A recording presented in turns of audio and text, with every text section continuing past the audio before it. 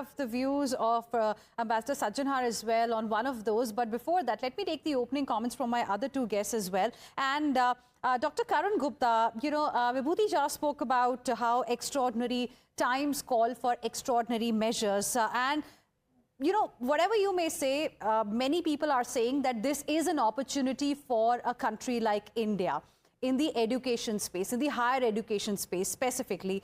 I want to ask you, what does it immediately mean, firstly, for the students who were looking to travel to the United States of America, either, for the September session or perhaps next year? What happens to them? Because, I mean, of course, it's going to take a lot of time for things to suddenly change here as far as higher education setup is concerned. It's not that tomorrow onwards people will only start looking at universities within the country. There are many who aspire to study in the US for various reasons. What happens to them?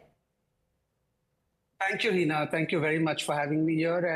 And I'm very privileged to hear both Ashok ji and Jaji's comments. But this question is very relevant to me because I am very concerned with what's going to happen to students right now.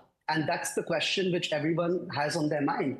Keep in mind that all the policies that we're hearing about, none of these are new policies. Students have been asked for their social media handles from a very long time. In fact, all types of visitor visas, etc., they all ask for social media information. And the difference is that now they're going to be vetted more.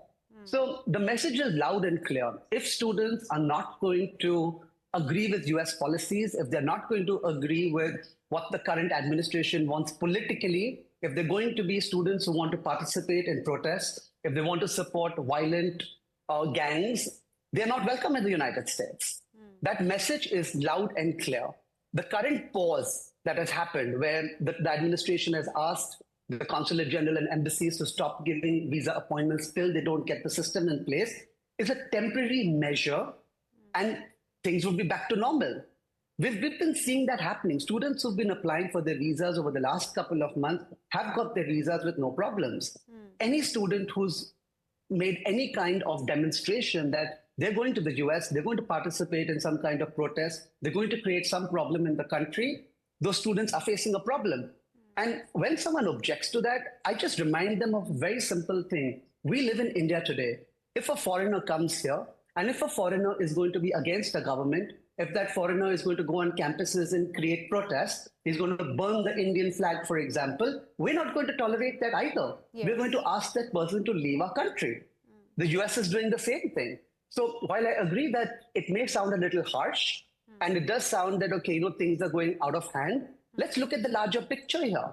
The US is still welcoming Indian students, international students. They're getting admission in the top universities. As of now, they're still getting visas. Nothing is broken yet. So we've got to still look at the big picture. We've got to stay positive.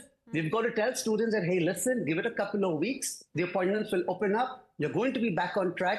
The Harvard issue, what we were speaking about, at the end, we do have a temporary restraining order. Okay. Harvard is still managing to take on new students. People should not worry too much. That's the message coming in. It's just that the scrutiny is going to be much more. And like you correctly said, from 2019, I think United States of America started asking people applying for visa to submit their social media details as well.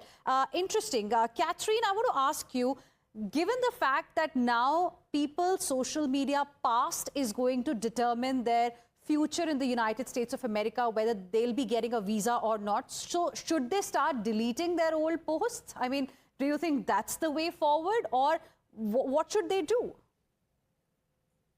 Well, first of all, thank you, Hina, and thanks to the other panelists. I think Dr. Gupta got a lot of things right about this. Is a